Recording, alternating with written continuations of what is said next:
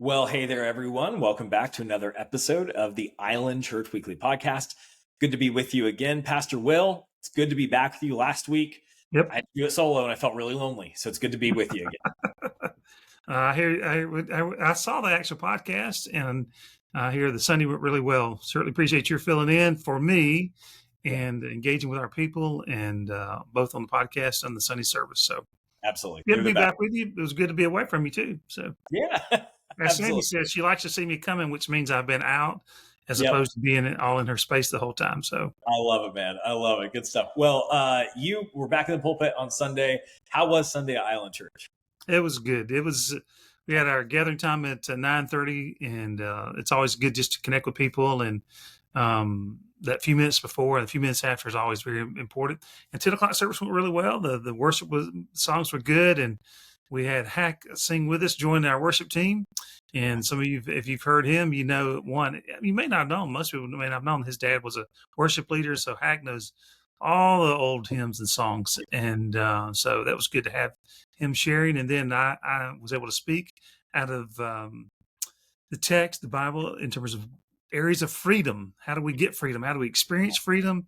And then how do we share, exchange freedom with other people? How do we share freedom that comes in Christ? We know that when Christ sets us free, we're free indeed. And so it was just had good feedback in terms of the message. People were actually responding aloud. It was pretty interesting in our message time to have people actually speak up. And so that was good. And so that was good feedback. It was just a good Sunday. Good for saying I'll be back. And certainly, like I said, we appreciate your connecting in for the people while we were gone. So, Yeah, awesome. There were some new folks in the congregation as well this week, right? yes, well, I think we had some the week that you were here, and then we had several this week as well. Had two new people that brought a friend with them that she's newer to the area, and the other couple had been here about 3 weeks, and about 3 months. We'll try one more time. They've lived here 3 years. Her Okay. friend is new to the community, just got here. And so they were guests, and we had some people that had been recent guests that were back again. They had been out of town the week prior. So we had several, 4 or 5 people that were, 6 people maybe, that were new to the church. And so I got lots of good feedback from them. And we wanted, you know what we're trying to do here. We're trying to help people experience real life in Christ and trying to help them grow authentically in their faith. And we're trying to create a climate for people that both are already in a faith journey with Christ, and those that are exploring what that actually means. And we work really hard to try to create an environment that will include both those groups. And I think that we're doing that. We're getting good feedback. So really good Sunday. Awesome, awesome.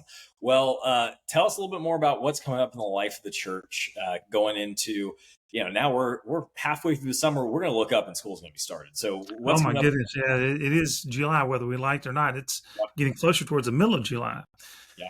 But we still got our meetups on Wednesday nights at 6:30, and we're in the process of planning a baptism service. We'll get the word out on that when that actually happens. We thought that was going to happen this week, but it looks like it's going to be pushed off until the 17th.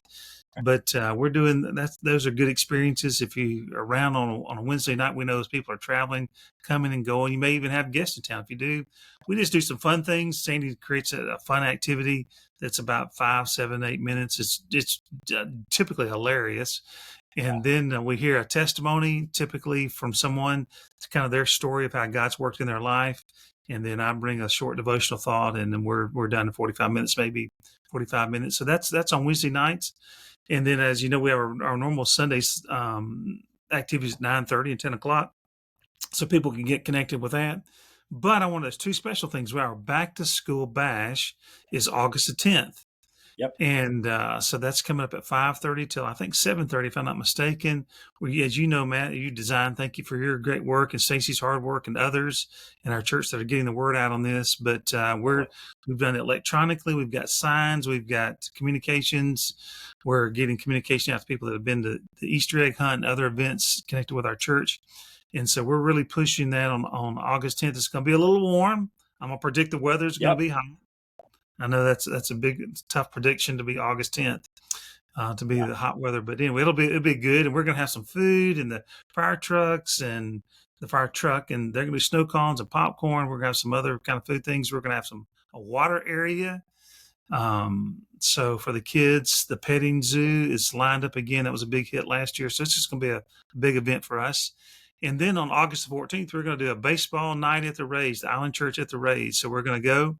I think it's a Wednesday night. And so you can see Stacy or contact us at the church office. Be happy to connect you in with that. We get a discounted ticket. And so we're going to go together to a Rays game and have some fun. If you've got a person that you're thinking about, hey, I'd love to introduce him to some people in the church, maybe introduce him to me or Sandy or some other people, just some of the people in our church. This is an opportunity to do that. So feel free to invite someone else. But we'd love to see our church family come out. So those are two big things: August 10th and then August 14th. And then stay tuned for some beach activity. We're going to be in the process trying to do something with a boating or beach activity to take advantage of just beautiful weather we've been having and the fun that we have around the water. So we're going to be doing that in the future as well. Very cool. Very cool. Lots of great events, great ways to engage in the community, right? That's what I'm excited about. Great ways to engage the community, invite friends. I mean, especially this time of year, everyone's traveling, but if you have marquee events like this at the church, it's a really great way to invite a friend who's maybe just curious about church, maybe isn't active in a church, or maybe looking for a church home. Just a great way to invite a friend and give them an environment that's not a Sunday morning, maybe not ready for that, but they still get to engage with the church in a really good way. It lets them know what kind of people we are and what kind of church it is. So exciting stuff there. Pastor Will, how can folks be praying for the church this week?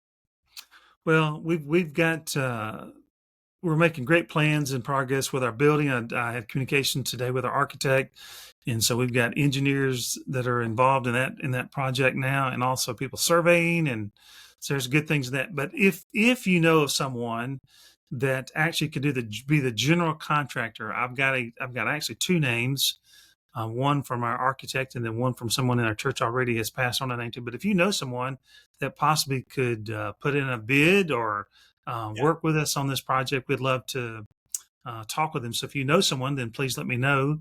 And then certainly people can continue to be praying about this. But another way that people can pray, just pray for the new residents on the island and the surrounding areas that they would hear about us. I mean, you were sharing with me earlier today, Matt, the good news about some of the new people that are, I think, 536 new email addresses, contacts have connected with us online. And so that's some of the work that we've been doing. Yeah. But what that does for you as a person out there, as everyone that's listening now, when you connect with a person, invite them to our church, they've already probably have some impression, or they could have some impression. So Matt, you want to say a word about that? You certainly can. Yeah, absolutely. So yeah, we're constantly kind of running, Google search ads for things that you'd expect, right? So churches near me, churches, Tampa Bay, really anything that someone who's looking for a church could be typing into Google, just like you or me would, right? So what happens is folks see those ads and they're able to click on our website. Maybe they watch a sermon, maybe they go and watch kind of our next steps videos, kind of get a little bit more of an idea of who we are. They poke around, see, groups or what kind of service opportunities there are. So what often happens is folks won't immediately just say, oh yeah, I saw that online, I'm going to go this Sunday. It usually happens, like most of us when we browse online, is we look at that stuff and then we kind of tuck it in our brain and say, oh, that's a great church. I should go to church one Sunday, or I should check them out at some point. But they don't actually take action immediately. So what you're able to do as a church is when you're out there, you're making friends, or whether it's a new friend or someone you've known forever, and you invite them, there's a pretty good chance that they've actually seen us online somehow because of all the communications, marketing kind of work we're doing behind the scenes. Because what we're trying to do is we know that often people need multiple invites or multiple touch points with a church before they ever actually set foot in the congregation building, right? So what we're trying to do is really make your job easier when you go to invite a friend that you can trust, like they've probably already heard about our church. So when you go to make the ask, you're actually connecting with something that they've already thought of, as opposed to having to go into that conversation cold. So everything we're doing with our online engagement, with trying to send more people to our website, is really about making it easier for you to make that personal invite connection. Good word, Matt. That's it. And even some of the community events we're doing that will be known. That's that church that does the Easter egg hunt. Or that's that church that does this back to school bash. That's the church that, and so people are developing awareness of us. And as you said, the ask from our individual members or people that are engaged in the life of our church gets to be an easier ask because they're already familiar with us and they developed impressions, which is a reason we work at these things so diligently. So, but there's nothing like you making that ask and you inviting someone, and so just encourage you to do so. Absolutely. Absolutely. Well, Pastor Will, thank you so much for sharing today about what's going on in the life of the church and how folks can be praying for us. Thank you for watching. We'll see you back here next week and hopefully see you on Sunday.